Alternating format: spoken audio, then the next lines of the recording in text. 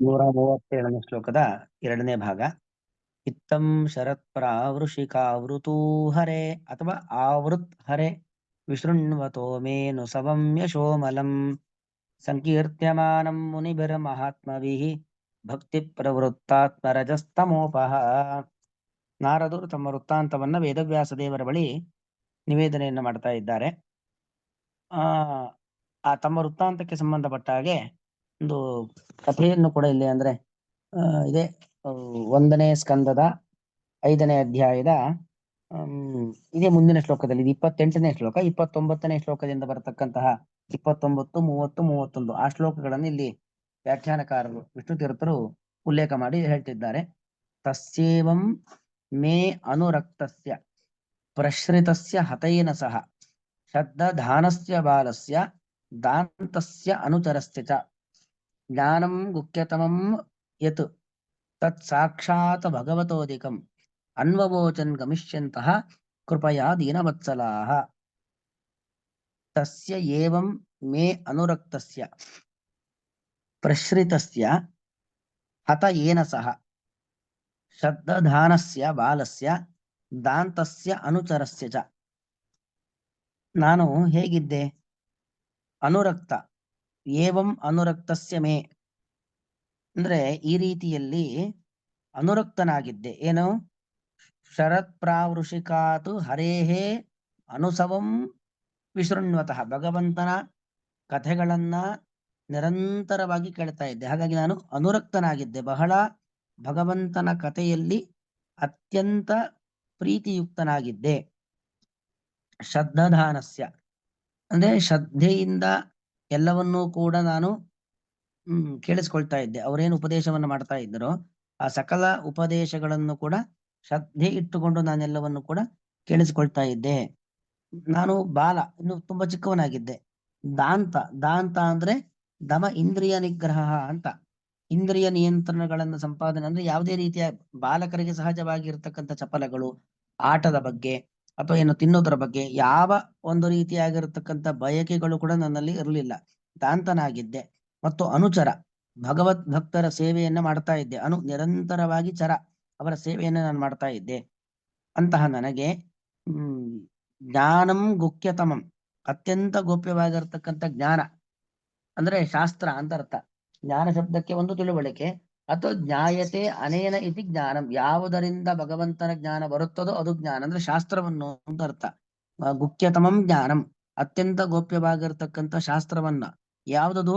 ಯತ್ ಸಾಕ್ಷಾತ್ ಭಗವತೋದಿತಂ ತತ್, ಯಾವುದನ್ನ ಸಾಕ್ಷಾತ್ ಭಗವಂತ ಹೇಳಿದ್ನೋ ಅಂದ್ರೆ ಮಹಾಭಾರತ ಇರಬಹುದು ಅಥವಾ ಬ್ರಹ್ಮಸೂತ್ರಗಳಿರಬಹುದು, ಅವುಗಳ ಅಭಿಪ್ರಾಯ ಮತ್ತು ವೇದವ್ಯಾಸ ದೇವರು ಇವಾಗ ಮಾಡಿಕೊಟ್ಟಿರ್ತಕ್ಕಂಥ ಅಪೌರುಷೇಯವಾಗಿರತಕ್ಕಂಥ ವೇದಗಳು, ಇದೆಲ್ಲವನ್ನು ಕೂಡ ಹೋಗ್ತಕ್ಕಂಥ ಸಂದರ್ಭದಲ್ಲಿ ಸಾಕ್ಷಾತ್ ಭಗವದೋದಿತಂ ಯತ್ ತತ್ ಗುಖ್ಯತಮಂ ಜ್ಞಾನಂ ಅಂತ ಗುಖ್ಯತಮವಾಗಿರ್ತಕ್ಕಂಥ ಜ್ಞಾನವನ್ನ, ಜ್ಞಾನ ಅಂದ್ರೆ ತಿಳುವಳಿಕೆ, ಇನ್ನೊಂದು ತಿಳುವಳಿಕೆ ಕೊಡ್ತಕ್ಕಂಥ ಶಾಸ್ತ್ರವನ್ನ ಗಮಿಷ್ಯಂತಹ ಸಂತಹ, ಅವರು ಚಾತುರ್ಮಾಸ್ಯವನ್ನ ಮುಗಿಸಿ ಹೊರಡ್ತಕ್ಕಂಥ ಸಂದರ್ಭದಲ್ಲಿ ಅನ್ವವೋಚನ್, ನನಗೆ ಅವೋಚನ್, ಚೆನ್ನಾಗಿ ಆ ಎಲ್ಲವನ್ನೂ ಕೂಡ ನಿರೂಪಣೆ ಮಾಡಿ ಹೋಗಿದ್ದಾರೆ. ಹೇಗೆ? ವೇದ ಅಂತ ಹೇಳಿದ್ರೆ ವೇದಾಂಗಗಳು ಶಿಕ್ಷಾ ವ್ಯಾಕರಣಂ ಛಂದಃ ನಿರುಕ್ತಂ ಜ್ಯೋತಿಷಂ ಚತಃ ಕಲ್ಪಶ್ಚೇತಿ ಷಡಂಗಾನಿ. ವೇದ ಅಂದ್ರೆ ಬರೀ ವೇದ ಅಲ್ಲ, ವೇದಕ್ಕೆ ಸಂಬಂಧಪಟ್ಟ ಅಂಗಗಳು. ಹೀಗೆ ಎಲ್ಲವನ್ನೂ ಕೂಡ ಮಹಾಭಾರತ ಅಂದ್ರೆ ಜೊತೆಗೆ ಮಹಾಭಾರತ ಕೆಲ ಭಾಗವಾಗಿರತಕ್ಕಂಥ ಹರಿವಂಶ, ಹೀಗೆ ಸಕಲ ಶಾಸ್ತ್ರಗಳನ್ನು ಕೂಡ ಪರಿಪೂರ್ಣವಾಗಿ ಪೂರ್ವಾಪರ ಸಹಿತವಾಗಿರತಕ್ಕಂಥ ಸಕಲ ಶಾಸ್ತ್ರವನ್ನು ಕೂಡ ನನಗೇನ್ ಮಾಡಿದ್ರು? ಉಪದೇಶವನ್ನ ಮಾಡಿ ಹೋದ್ರು. ಯಾಕೆ?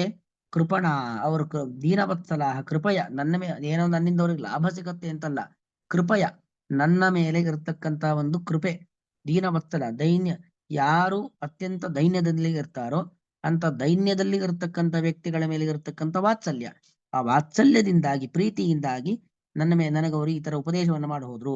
ತಸ್ಯೈವಮ್ಮೆ ಅನುರಕ್ತಸ್ಯ ಪ್ರಶ್ರಿತಸ್ಯ ಮಹಾತ್ಮನಃ ಪ್ರಕರ್ಷೇಣ ಶ್ರಿತವಾಗಿದ್ದೆ ಅಂದ್ರೆ ಅವರೆಲ್ಲರನ್ನು ಕೂಡ ನಾನು ಆಶ್ರಯಿಸಿಕೊಂಡಿದ್ದೆ, ಅವರನ್ನು ಆಶ್ರಯಿಸಿಕೊಂಡಿದ್ದೆ. ಹತೈನ ಸಹ, ಹತೈನ ಶಬ್ದಕ್ಕರ್ಥ ಪಾಪಗಳಿಂದ ಪರಿಹಾರ ಮಾಡಿಕೊಂಡಿದ್ದೆ. ಪ್ರಶ್ರಿತ ಶಬ್ದಕ್ಕೆ ವಿನಯಾದಿ ಗುಣಸಂಪನ್ನ ಅಂತ ಅರ್ಥ. ಪ್ರಶ್ರಿತ ಶಬ್ದಕ್ಕೆ ವಿನಯಾದಿ ಗುಣಸಂಪನ್ನನಾಗಿರ್ತಕ್ಕಂತಹ ಪಾಪಗಳನ್ನ ಪರಿಹಾರ ಸೇವೆಯ ಮೂಲಕವಾಗಿ ಪಾಪಗಳನ್ನ ಕಳ್ಕೊಂಡಿದ್ದೆ. ಏನಸ್ಸಂದ್ರೆ ಪಾಪ, ಹತ ಏನಸ್ಸಂದ್ರೆ ಪಾಪ ಪರಿಹಾರ ಮಾಡ್ಕೊಂಡವನು ಅಂತ ಅರ್ಥ. ಮತ್ತು ಶ್ರದ್ಧಾದಾನ, ಒಳ್ಳೆ ದೇವತೆಗಳಲ್ಲಿ, ಗುರುಗಳಲ್ಲಿ, ಜ್ಞಾನಿಗಳಲ್ಲೆಲ್ಲ ನಾನು ಶ್ರದ್ಧೆಯನ್ನು ಹೊಂದಿದ್ದೆ. ಬಾಲಸ್ಯ ದಾಂತಸ್ಯ ಅಂದ್ರೆ ಇಂದ್ರಿಯ ನಿಗ್ರಹವನ್ನು ಸಂಪಾದನೆ ಮಾಡಿದ್ದೆ. ಅನುಚರಸ್ಯ ನಿರಂತರವಾಗಿ ಜ್ಞಾನಿಗಳ ಸೇವೆ ಮಾಡುತ್ತಿದ್ದೆ. ಇಂತಹ ನನಗೆ ಸಾಕ್ಷಾತ್ ಭಗವತೋದಿತಂ ಯತ್ ತತ್ ಗುಖ್ಯತಮಂ ಜ್ಞಾನಂ, ಅಂತಹ ಗೋಪ್ಯತಮವಾಗಿರ್ತಕ್ಕಂಥ ಜ್ಞಾನವನ್ನ ಗಮಿಷ್ಯಂತಹ ಸಂತಹ ಹೋಗ್ತಕ್ಕಂಥ ಸಂದರ್ಭದಲ್ಲಿ ದೀನವತ್ಸಲಾಹ, ದೀನರಲ್ಲಿ ವಾತ್ಸಲ್ಯವನ್ನ ಹೊಂದಿರತಕ್ಕಂತಹ ಋಷಿಮುನಿಗಳು ಕೃಪಯ ಅನ್ವವೋಚನ್, ನನ್ನ ಮೇಲಿನ ಕೃಪೆಯಿಂದಾಗಿ ಅನ್ವವೋಚನ್ ಎಲ್ಲಾ ರೀತಿಯಾಗಿರ್ತಕ್ಕಂಥ ಶಾಸ್ತ್ರವನ್ನ ನನಗೆ ಉಪದೇಶವನ್ನ ಮಾಡಿದ್ರು. ಏನ ಏವ ಅಹಂ ಭಗವತಃ ವಾಸುದೇವಸ್ಯ ವೇಧಸಃ ಮಾಯಾನುಭಾವಂ ಇದಂ ಏನ ಗಚ್ಚಂತಿ ತತ್ಪದಂ. ಏನ ಏವ ಅಹಂ ಭಗವತಃ ವಾಸುದೇವಸ್ಯ ವೇಧಸಃ ಮಾಯಾನುಭಾವಂ ಇದಂ ತೇನ ಗಚ್ಚಂತಿ ತತ್ಪದಂ. ಅಂದ್ರೆ ಅವರು ನನಗೆ ಉಪದೇಶವನ್ನು ಕೊಟ್ರು. ಅವರು ಕೊಟ್ಟಿರ್ತಕ್ಕಂಥ ಉಪದೇಶದಿಂದ ಏನ ಏವ, ಏನ ಏವ ಅಂದ್ರೆ ಅವರು ನನಗೆ ಕೊಟ್ಟಿರ್ತಕ್ಕಂಥ ಯಾವ ಒಂದು ತತ್ವಜ್ಞಾನ, ಶಾಸ್ತ್ರಜ್ಞಾನ ಏನಿದೆ ಅದರಿಂದಾಗಿ ವೇಧಸಃ, ವೇಧಸ್ ಎಲ್ಲರ ಎಲ್ಲರನ್ನ ಧಾರಣೆ ಮಾಡಿರ್ತಕ್ಕಂಥವನು, ಸಕಲ ಜಗತ್ತಿನ ಕರ್ತೃವಾಗಿರ್ತಕ್ಕಂಥ ವಾಸುದೇವಸ್ಯ ಭಗವತಃ, ವಾಸುದೇವ, ವಾಸುದೇವ ಅಂದ್ರೆ ವಸು ಆಚ್ಛಾದನೆ, ಸಮಸ್ತ ಜಗತ್ತನ್ನ ವ್ಯಾಪಿಸಿಕೊಂಡಿರ್ತಕ್ಕಂಥ ವಾಸುದೇವ ನಾಮಕನಾಗಿರ್ತಕ್ಕಂತಹ ಮುಕ್ತಿಪ್ರದನಾದ ಭಗವಂತನ ರೂಪಕ್ಕೂ ವಾಸುದೇವ ಅಂತ ವಾಸುದೇವ ಭಗವಂತನ ಮಾಯಾನುಭಾವಂ, ಮಾಯಾನುಭಾವಂ ಅವಿದಂ, ಮಾಯಾನುಭಾವಂ ಭಗವಂತನ ಮಾಯಾ ಶಬ್ದಕ್ಕೆ ಭಗವಂತನ ಇಚ್ಛಾ, ಮಾಯಾನುಭಾವಂ ಇಚ್ಛೆಯ ಸಾಮರ್ಥ್ಯ ಅಂತ ಅರ್ಥ. ಅಂದ್ರೆ ಭಗವಂತ ಇಚ್ಛೆಯಿಂದ ಏನನ್ನ ಬೇಕಾದ್ರೂ ಮಾಡ್ತಾನೆ. ಅಂದ್ರೆ ಇಚ್ಛೆಯಿಂದ ಜಗತ್ತನ್ನ ಸೃಷ್ಟಿ ಮಾಡ್ತಾನೆ, ಸಜ್ಜನರಿಗೆ ಸದ್ಗತಿ ಕೊಡ್ತಾನೆ, ದುರ್ಜನರಿಗೆ ದುರ್ಗತಿ ಕೊಡ್ತಾನೆ. ಜಗತ್ತಿನ ಸೃಷ್ಟಿ ಸ್ಥಿತಿ ಲಯ ಪ್ರತಿಯೊಂದನ್ನು ಕೂಡ ಕೇವಲ ತನ್ನ ಇಚ್ಛೆಯಿಂದಲೇ, ಕೇವಲ ತನ್ನ ಇಚ್ಛೆಯಿಂದಲೇ ಭಗವಂತ ಏನ್ ಮಾಡ್ತಾನೆ, ಜಗತ್ತನ್ನ ಸೃಷ್ಟಿ ಸ್ಥಿತ್ಯಾದಿಗಳನ್ನು ಮಾಡ್ತಾನೆ.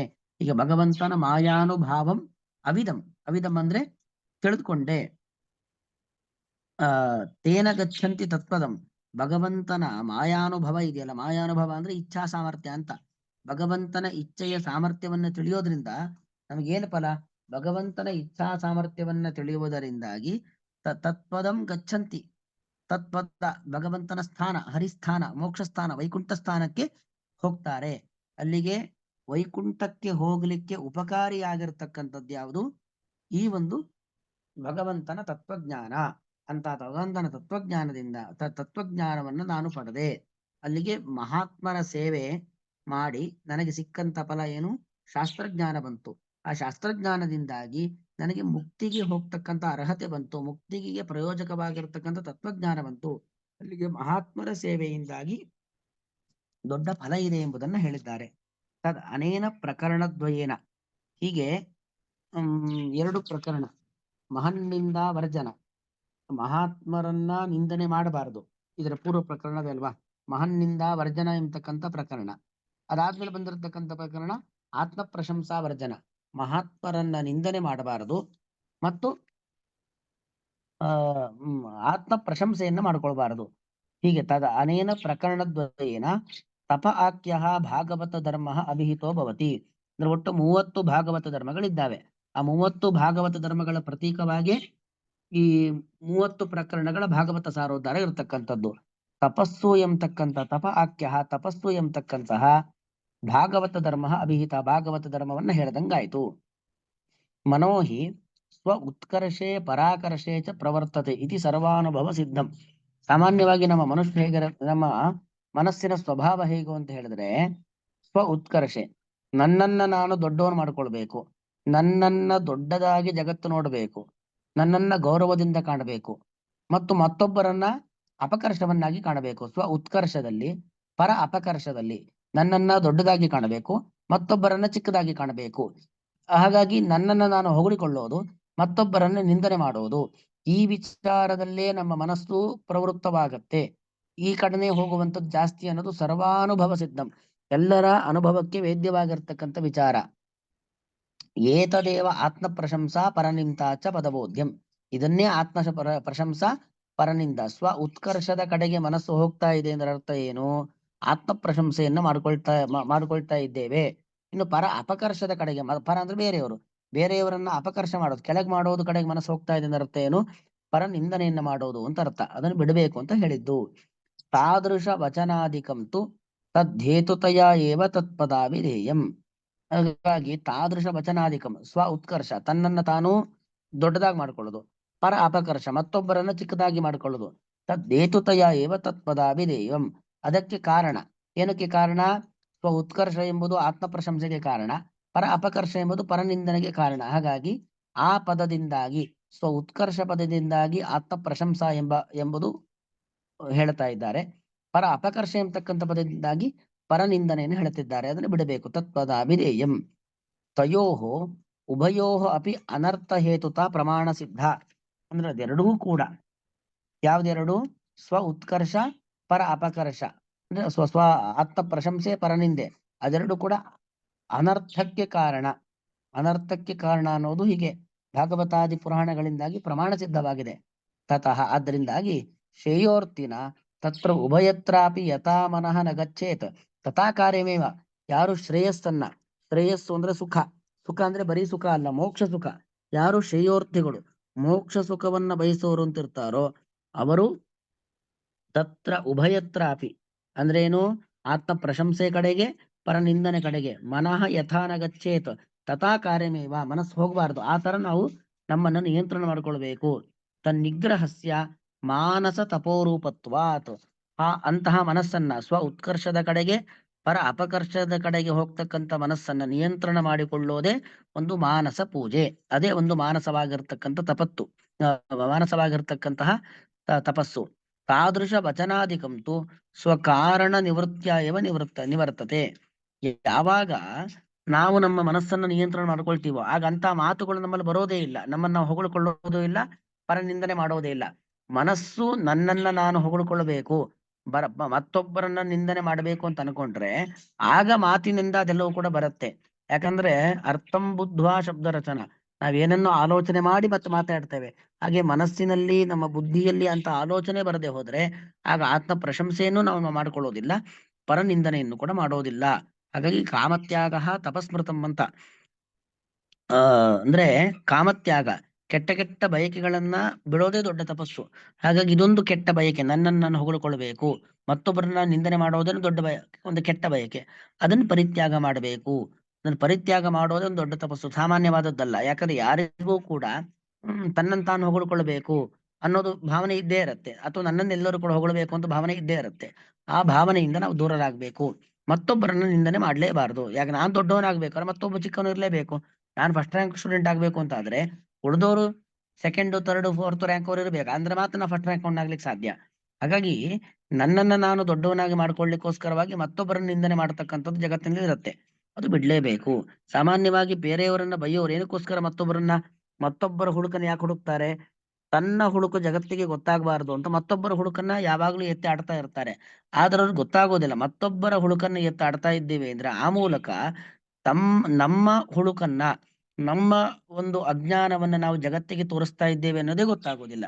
ಅದಕ್ಕೋಸ್ಕರವಾಗಿ ಅದು ಮಾಡಬಾರದು, ನಮ್ಮನ್ನ ನಾವು ಹೊಗಳಿಕೊಳ್ಳಬಾರದು, ಮತ್ತೊಬ್ಬರನ್ನ ನಿಂದನೆಯೂ ಕೂಡ ಮಾಡಬಾರದು ಎಂಬ ವಿಚಾರವನ್ನ ಈ ಎರಡು ಪ್ರಕರಣದಲ್ಲಿ, ಮಹಾನ್ ನಿಂದಾ ವರ್ಜನ ಪ್ರಕರಣ, ಆತ್ಮ ಪ್ರಶಂಸಾ ವರ್ಜನ ಎಂಬತಕ್ಕಂಥ ಪ್ರಕರಣದಲ್ಲಿ ತೋರಿಸಿಕೊಟ್ಟಿದ್ದಾರೆ. ಇಲ್ಲಿಗೆ 9ನೇ ಪ್ರಕರಣ ಮುಕ್ತಾಯವಾಗಿದೆ. ಇನ್ನು ಮುಂದಿನದ್ದು ಇಂದ್ರಿಯ ಜಯ ಪ್ರಕರಣ. ಶ್ರೀಕೃಷ್ಣ ಅರ್ಪಣ ಮಸ್ತು.